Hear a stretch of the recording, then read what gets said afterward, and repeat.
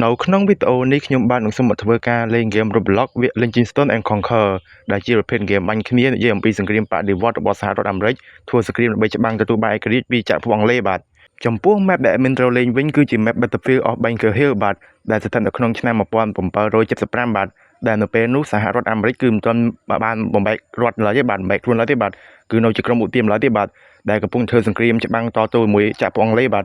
ហើយ admin ស្រេចចិត្តយកខាងអាមេរិកបាទពួក admin អត់ចូលចិត្តឈ្លានពានគេទេបាទបន្ទាប់ពីចូលម្ដងហ្គេមភ្លាម admin និងសមាជិកក្រុមពួកយើងក៏បានធ្វើការដើរស្វែងរកកងទ័ពអង់គ្លេសបាទដើម្បីធ្វើការបាញ់សម្លាប់ពួកគេបាទហើយវគ្គហ្នឹងគឺជាប្រភេទវគ្គ class sport បាទអញ្ចឹងគឺអត់មានទេពសាស្ត្រញញ៉ៃទេបាទគឺយើងត្រូវដើររកគ្នាបាញ់គ្នាស្លាប់ចោលបាទហើយជីវិតគឺមានតែមួយទេបាទហើយបញ្ជាក់ហ្គេមហ្នឹងគឺមានចំនួន3 round បាទ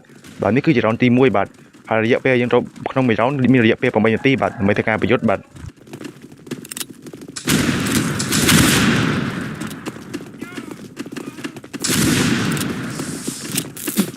បន្ទាប់ពីប្រយុទ្ធអស់រយៈពេលមួយសន្ទុះក្រោយមកយើងក៏បានឃើញថាខាងអាមេរិកយើងគឺពិតជាចាញ់ពីខាងអង់គ្លេសខ្លាំងទេបាទដោយសារតែខាងអង់គ្លេសពួកគេបានរៀបចំជាលំដាប់ឋានឈើបាញ់ការពារមួយពួកយើងបាទចំណែកខាងយើងវិញគឺគ្មានអីទេបាទគឺថាងាប់អស់ច្រើនខ្លាំងទេបាទសម្បីតែមានក៏ងាប់ដែរបាទ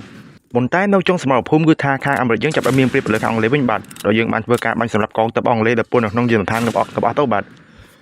ហើយជាចុងក្រោយនៅក្នុងរ៉នទី1នេះគឺខាងអាមេរិកយើងជាអ្នកឈ្នះបាទចំណែកអង់គ្លេសវិញជាអ្នកចាញ់បាទហើយគឺថាភ្លេងជាតិរបស់អាមេរិកឮបញ្ញាញបាទហើយមានបានស្ដាប់ទេបាទព្រោះខ្លាចចូល copyright បាទចូលមកដល់រ៉នទី2វិញគឺថាវគ្គនេះគឺមិនសូវជាសំណាងទេបាទសម្រាប់ខាងអាមេរិកយើងបាទដោយសារតែយើង spawn នៅកន្លែងដែលមិនសូវមានកន្លែង4បាទអញ្ចឹងគឺថាបាញ់មួយខាងអង់គ្លេសហ្នឹងទេបាទរកកន្លែងបាញ់មិនឃើញទេបាទ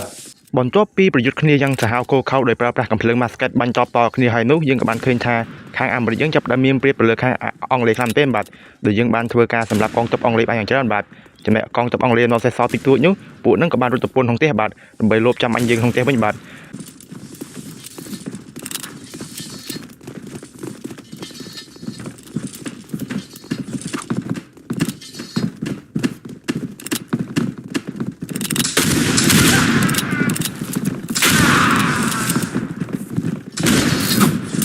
បន្ទាប់ពីសម្រាប់កងទ័ពអង់គ្លេសដែលនៅពន្ធក្នុងផ្ទះដូចជាឆែកឆេរផ្ទះរួចហើយនោះពួកយើងក៏បានដើររកកងទ័ពអង់គ្លេសផ្សេងទៀតផងដែរបាទដើម្បីធ្វើការបាញ់សម្លាប់ចោលបាទប៉ុន្តែបើសិនពួកគេចោះចាញ់ពួកយើងនឹងទុកជាមួយពួកគេបាទ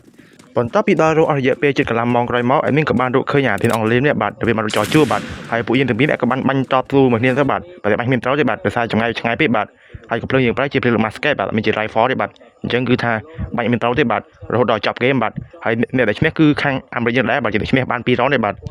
ចូលមកដល់ round ទី3ដែលទៅជា final round ភ្លាមadminគឺពិតជាថាសប្បាយចិត្តខ្លាំងទេបាទដោយសារadminបានរកឃើញកន្លែងពួនបាញ់ល្អមួយបាទគឺថាមានងាយស្រួលបាញ់ពួកអង់គ្លេសខ្លាំងទេបាទសារមានកន្លែងពួនយើងស្រួលបាទទីតាំងល្អបាទ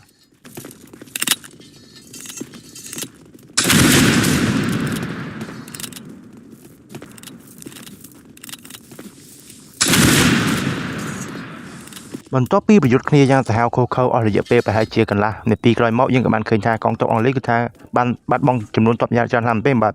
ចំណែកកងទ័ពអង់គ្លេសនៅសេសសល់ពួកគេនៅតែប្រើស្ទាយចាស់ដែរបាទគឺថារត់ចូលចំពោះក្នុងផ្ទះបាទចាំបាញ់យើងបាទបន្ទាប់ពីដើររកទីអង់គ្លេសមកមកយើងក៏បានរកឃើញវាបាទដោយអាប៉ែកនឹងបានចូលក្នុងផ្ទះបាទសំខាន់វាជីលឿនឋានក្នុងផ្ទះបាទលឿនឋានឈើបាទជីការពេលខ្លួនវាពេញបន្ទប់បងបាទទៅបាក់ចូលវាមិនទេបាទជំរួយបាញ់ងាប់ទេបាទប៉ុន្តែនេះគឺមានជាបញ្ហាអីច្រើនទេបាទដោយយើងបានហៅគ្នាយើងមកជួយវាយអានោះដែរបាទទៅគ្នាយើងមកតែជា5នាក់ជាងបាទធ្វើសៀននឹងមួយបាទ